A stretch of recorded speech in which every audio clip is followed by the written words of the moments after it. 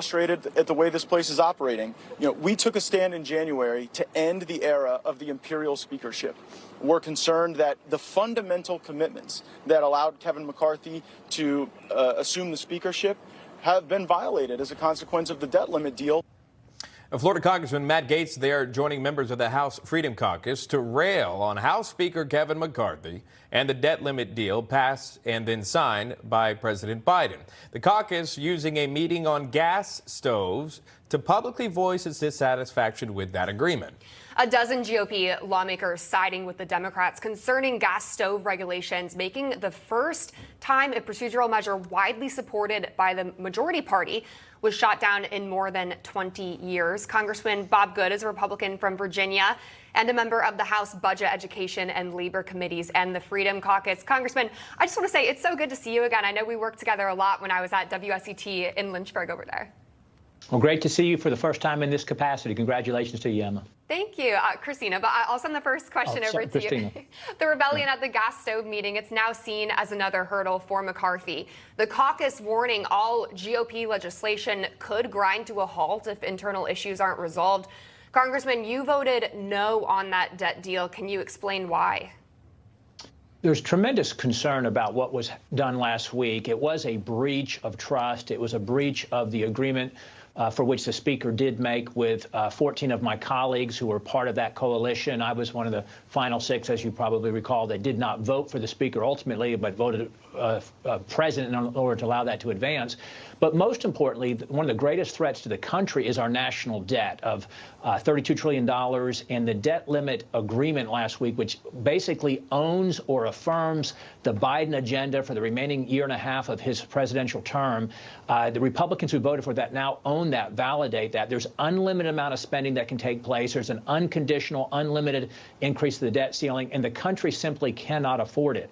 Part of the justification for that deal was, oh, we're going to really fight in the appropriations process. We're going to use the budgeting process this summer and this fall to make real meaningful cuts and reforms. However, we've got to show a resolve and, frankly, a toughness that we did not show during the debt ceiling, ultimately the deal that was made. And so, frankly, this was a determination by 11 of us to say we are not going to continue business as usual. The country simply cannot afford it. We're not going to allow a new coalition to be formed with Democrats to pass major pieces of spending legislation and then just pivot back to passing, messaging bills that are going to go nowhere in the Senate and have the Republicans have a faux sense of unity for these benign bills that, again, will go nowhere in the Senate. But then when we have the major spending reforms, the major spending battles, I should say, the appropriations process, that we're just going to go to the Democrats to get the votes to pass Democrat-like bills, which is what we did with the debt ceiling increase. The bill that the president signed, more Democrats voted for that than Republicans. That's there was right. a lot of infighting within that and an agreement on that bill. Then also a split within the Republican Party again. House Speaker Kevin McCarthy, Senate Minority Leader Mitch McConnell, far apart on this, supporting Ukraine and funding. McCarthy rejecting a bipartisan push for more money for the war-torn country. Talk to me about this, the infighting that the American public sees within the Republican Party. Do you believe there should be unification? Are you happy with the way McCarthy is leading the Republican Party? It seems as if there's a separation with the Freedom Caucus, with Speaker McCarthy. Your thoughts on all of that?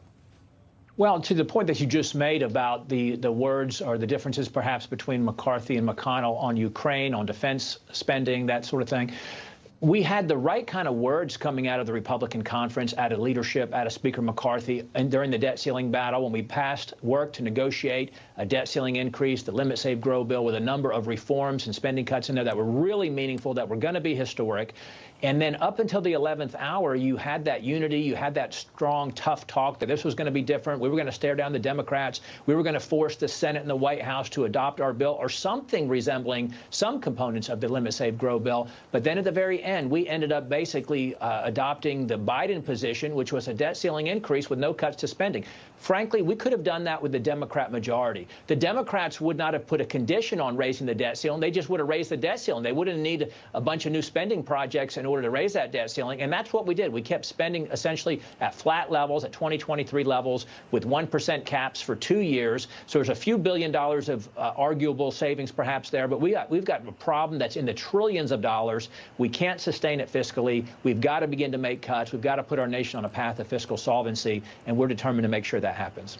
All right, we appreciate the time. By the way, just want to send our hearts out to your state, sir, Virginia, that deadly shooting and that Virginia graduation. Oh, yeah, the high school Yeah, thank you for Richmond. referencing that. Yeah, 2 dead, 5 Richmond, injured. just outside my district. Yeah. That was, yeah. Have you spoken to anyone affected? Or?